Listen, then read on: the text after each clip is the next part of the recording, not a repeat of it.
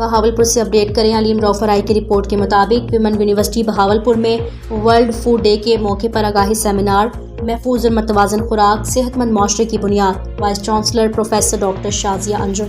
तफसीलात के मुताबिक Bahawalpur the government Sadiq college women university Bahawalpur के शोबा फूड साइंस एंड टेक्नोलॉजी के ज़रिए तमाम पंजाब फूड अथॉरिटी बहावलपुर के ताउन से वर्ल्ड फूड डे के मौके पर आगाही सेमिनार मुनक्किद हुआ।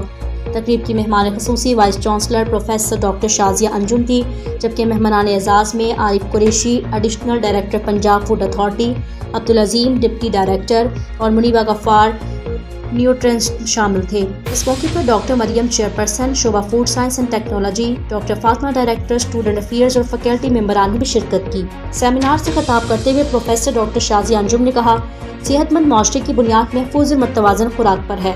आज के दौर में ग़िज़ाई आगाही और खुराक के दुरुस्त इंतखाब से न सिर्फ जिस्मानी सेहत को बेहतर बनाया जा सकता है, बल्कि एक मजबूत और बाशऊर कौम तश्कील दी जा सकती है।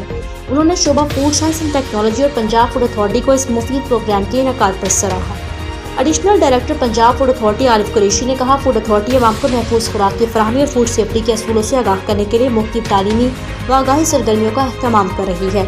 उन्होंने यूनिवर्सिटी की जानिब से तालिबात में ग़िज़ाई शऊर बेदार करने की काविशों को काबिल तहसीन करार दिया।